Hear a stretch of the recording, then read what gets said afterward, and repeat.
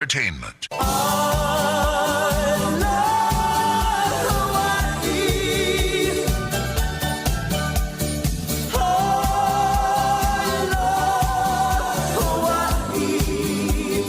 Aloha and welcome to Betty's Real Estate Corner, brought to you by Roy and Betty Sakamoto, Caldwell Banker, etc. We are here today again. We're going to catch you up on some real estate, catch you up on some things going on in West Maui, on Maui in general. And of course, Roy Sakamoto is here to keep us straight.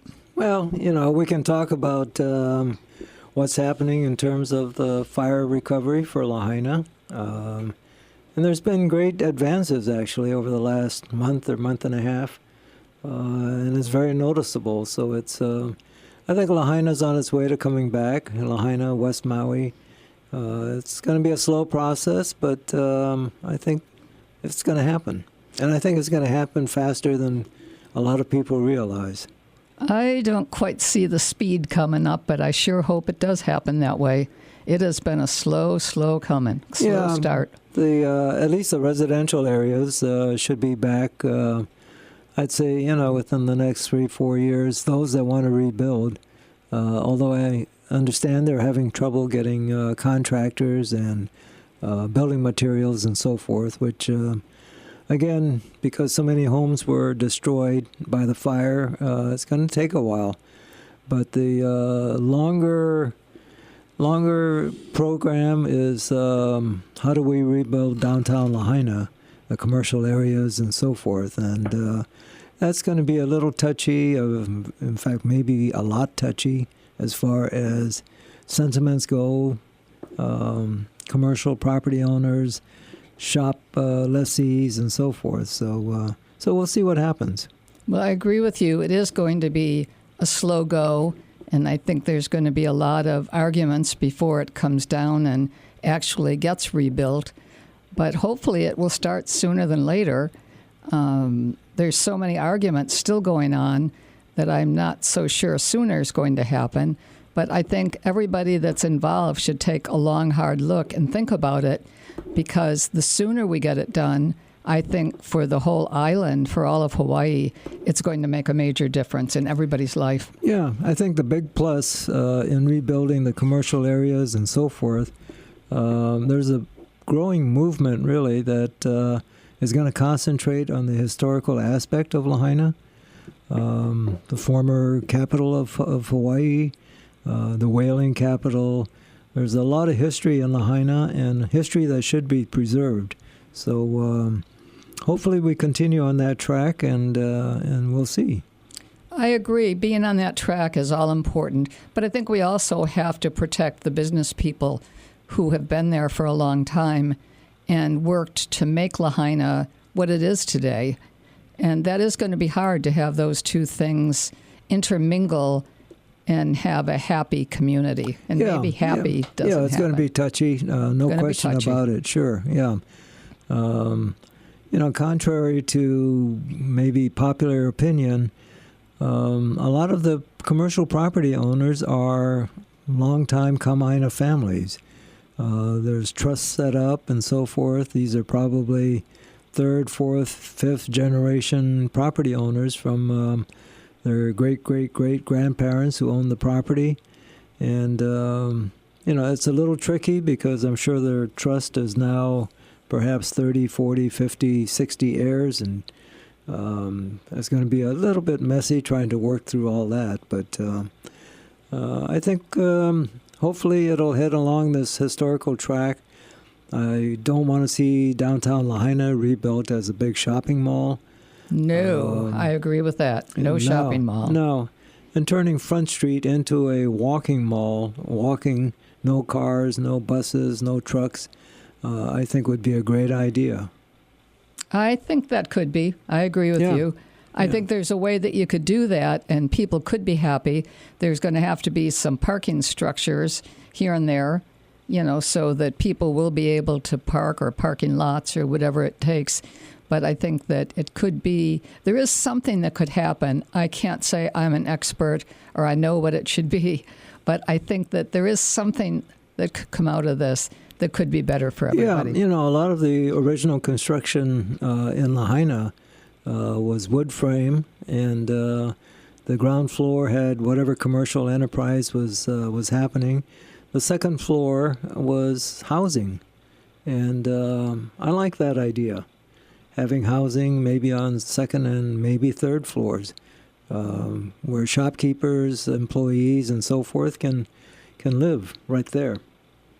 Interesting. I haven't actually heard anybody else say that, but interesting thought. Yeah, and I no, think you're if you right. look At one back time on it the happened. original structures in Lahaina, a lot of them had housing, you know, apartments above the stores. So I think that's a good way to develop and help affordable housing. I'm not so sure that would end up being affordable housing. Well, but I think the idea is very interesting, Yeah. Roy. Very interesting. living there, you wouldn't need a car. It's there's a lot of advantages. You see this happening in a lot of big cities. We had a client that was part of a group. They built or bought a whole block in the Bronx. I'm not sure where it is in the Bronx, but it was full of slum housing and so forth. They tore everything down, rebuilt storefronts on the ground floor and 2 floors of housing above. And it's now become a model for community development or redevelopment. And something like that would work in Lahaina. Interesting, because there is so much of a housing shortage going on that I think that's a whole other conversation, really. Yeah, And I think it should be totally. talked about island-wide, certainly West Maui-wise. There's enough land. There should be ways that we should have had way more housing by now. And I don't know what it is that keeps it from happening, really. And again, I don't claim to be the expert on it. But I think that there's got to be a way, and there's no reason we can't have more housing and more comfortable people. Yeah, I mean, it's. Looking back in history, you know, as a developer, you were forced to at one time develop affordable housing with the residential project you were doing. I think it was like 25 or 30% affordable housing for whatever you were doing, and then they got away from that, and the county accepted in lieu of housing cash waivers, and so most developers went ahead and gave cash to the county. Instead of going to a separate fund, it went into a general fund, and where is it now? It's all gone. Interesting. So, yeah. Yeah, I don't quite understand any of that and how it all happened. Well, but again, yeah. So anyway, it's at least everybody is now aware of it. Unfortunately, it's polarized our community a bit, but there's some good. You know, we can look on the positives from the fire if there are any. One is that we've got a blank slate to redo it and redo it right. We may never have another chance to redo downtown Lahaina, but now we do have a blank slate. So we've got this one chance to do it and hopefully do it right. I think that's a great statement by itself, Roy. Just if we look at it that way, we have been given a blank slate that you can rebuild Lahaina. I mean, again, finding an agreement to how to do it is going to be very hard, but I think that the families that are involved that you're describing, I think, are probably going to be very sensible about the ideas. And, hopefully, right. Hopefully. Yeah, but it's going to take a whole lot of community input, and it's going to be important to get input from everybody. So, hate to see anybody just standing by and saying, can you see what they built there and so forth? Well, you had your chance to oppose it, to be for it, whatever. And so, it's a great chance to voice your opinion. I think you're right. And I think no matter what happens or how it ends up, there are going to be groups that will stand back later and say, why did they ever do that? This is pathetic. How could they have done it? But I think the bottom line is if someone's got something to say, there's enough meetings going on, there's enough talking, there's enough letters to the editors. I think that there are ways to see to it that your thoughts get in somebody's hands. Sure, absolutely. So I guess maybe that's... So in the meantime, our village project is well underway. the Kapalua Village project that we talked a lot about at the last show. These are 50 modular homes that are being placed on what used to be the first fairway of the old village golf course. And we just about are finished with construction. There are 4 families that have moved in already. Hopefully 3 more this coming weekend, and we hope to have them all filled by the end of September. So we're getting applications now from employees of the Ritz-Carlton, the Montage, various restaurants, and so we're just sorting through the applications right now. The original idea having been that they would be for people who lost a home, and at the time it was going to be very limited because the golf course employees had enough people that had lost homes. But, some of them were either situated already or had reasons that this wasn't going to work for them. Right. Yeah. So they've expanded it, which everybody knew could happen, to employees of the Ritz-Carlton Hotel or the Montage or the condominium developments, that lost a home in the fires. And I think it is going to be interesting. Yeah, as you mentioned, it was originally built for golf course employees who lost their homes. 150 total employees at the golf courses at Kapalua, between the plantation and the bay course. 150 employees and 47 lost their homes. And there's basically 50 homes have been built. But again, people have somewhere that they've been living, and everybody isn't ready to make another move right now. And everything has taken longer than anybody would have expected. But from the standpoint of Roy and the people that have been involved in the building, I think it's spectacular. It couldn't be better. A lot of pluses to it. When we first started the project in February, we were looking, hopefully, July 1st as a move-in date. Well, it didn't happen. Did our best, but it didn't happen. And so hopefully we're now into September, and hopefully by the end of this month, we'll have them all full. I'd be thinking if we got to the end of October, we'd be doing good. Well, but I hope that you're right and that September makes it happen. Yeah. It's been a little tricky, again, getting construction material and so forth, and also the workmen. Yes. So, it's been tough. It's been tough, but no question, it looks better than I ever could have imagined. And going into the homes, it feels better. Now, nothing's perfect, and it will be hard because even since the fires, everybody starts to accumulate things. And it's going to be hard because they're small. They refer to them as tiny homes, etc. Yeah, and storage is limited. So storage is limited. It's a little tough, but you've got basically housing for 7 years. That's right. You do think the 7-year will hold up? Well, it's the latest proclamation that these temporary homes are good for 7 years. So, well, that could make a big difference to someone. Right. Yeah. And so, as these homes are not needed, and hopefully within 7 years, everybody will have permanent housing. The idea is to donate these modular homes for the homeless. So, there's still some uses for the homes instead of just disposing of them.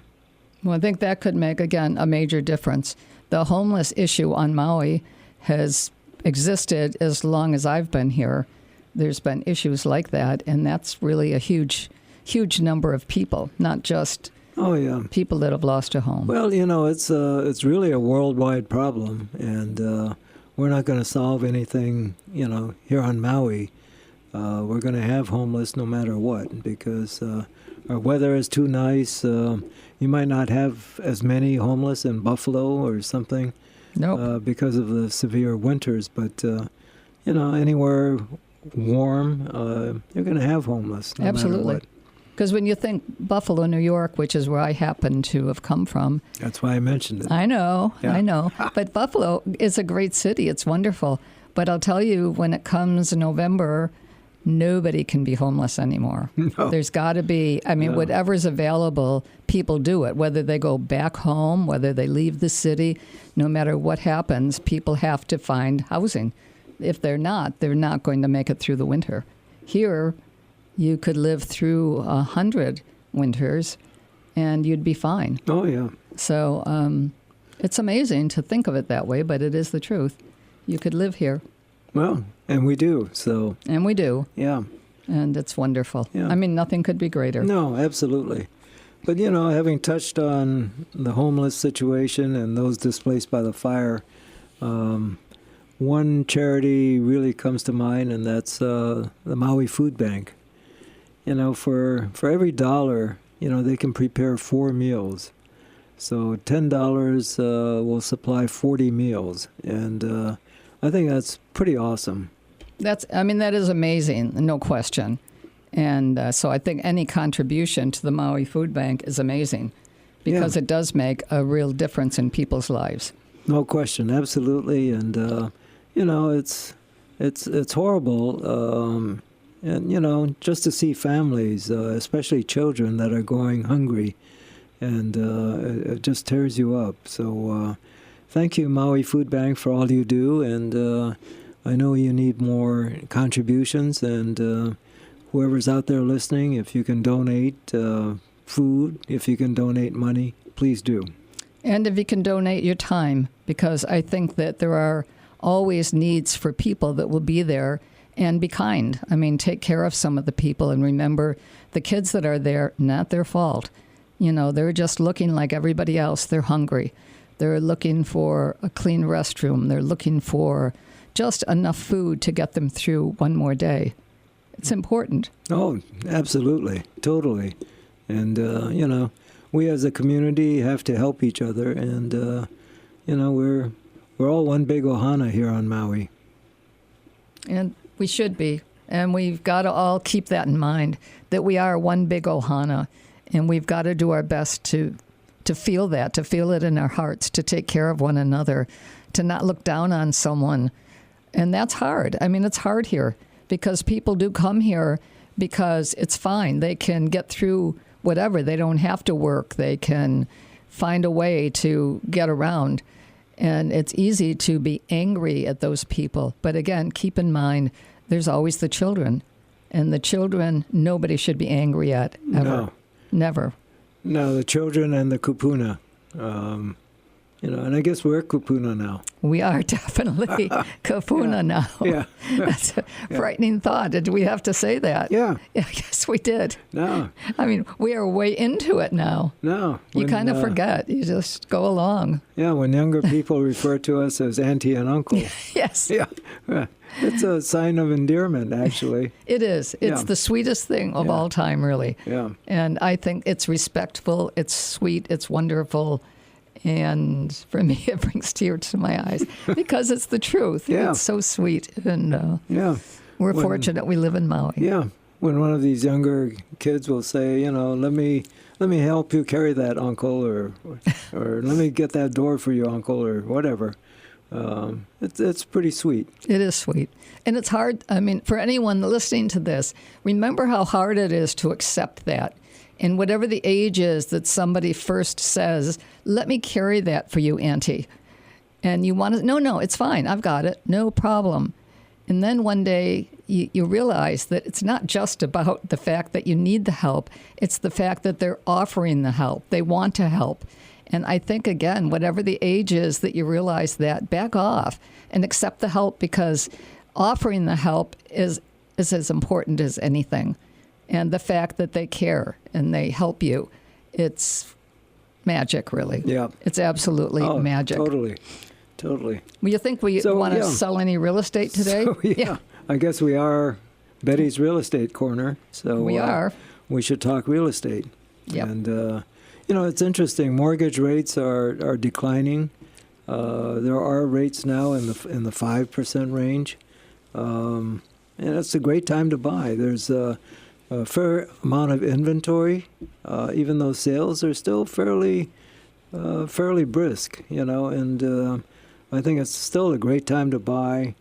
It's going to cost a little bit more in down payment and so forth, but for the locals here looking for full-time housing to buy, good start would be talk to your local realtor and talk to your local lenders, and a good realtor can point you in the right direction. By all means, please call myself, Roy, at 808-870-7060, or Betty at 808-870-7062, or good source, look us up on SakamotoProperties.com. We have Sakamoto Properties for 40-something years, and through the help of Meyer Computer, we are still SakamotoProperties.com. And it does work. The website is great, and it can get you a lot of information. But call, and we'll do our best to help. One of the things that happens to be sitting in front of me right now, and we obviously have worked in a high end of the market for a very long time, but if you take a look at some of the properties that are for sale, there's one here. It's a studio apartment, Maui Terraces, listed at $350,000. Now that, for a lot of people, is affordable. The association or maintenance fee is $620 basically a month. And then taxes look like they're probably $30 a month or so. It appears from here, and I could be wrong, but on the information. But I think it really does make a lot of sense to look into this. This property is listed by Mihaela Stoops. Her cell phone is 808-357-4000. Or call Roy or I, and we'll direct you in one way or another. But I think the price range starts fairly low, and you still have to qualify for a mortgage, although there are times with a relatively small down payment, you might find someone that would carry the financing for you. And that depends. The market right now I don't consider it to be brisk, but hopefully a lot of these things will sell the lower end, and we'll have more of them. But I think we're also going to see some product come on that will be, I think, for the lower end of the market. Yeah, and a good point is a good friend of ours contacted us yesterday. He and his wife are looking to buy a 2-bedroom, 1-bath. It's a smaller size apartment, condominium apartment. But, it doesn't have to be forever. It's a great starter, and it's a project called Pohailani in West Maui, and these are running about $650,000 to $700,000. Great little community. You're just across the street from the beach, but it's a great starter for say $650,000. And again, with mortgage rates headed down and so forth, it's a super time. And we've aligned our friend with a mortgage contact, David Brown at Mackay Mortgage, and David will be able to qualify them or pre-qualify them and make their job of finding something a whole lot easier. And if nothing else, we are down to the 1-minute warning. But if you have a lender or you have a banker, talk to your banker and tell them what you're thinking, and sit down with them, and they will help you, or David would help you. Yeah, or look us up on SakamotoProperties.com. Yep. Absolutely. And we have Danny Couch back. Yep. Aloha. Aloha.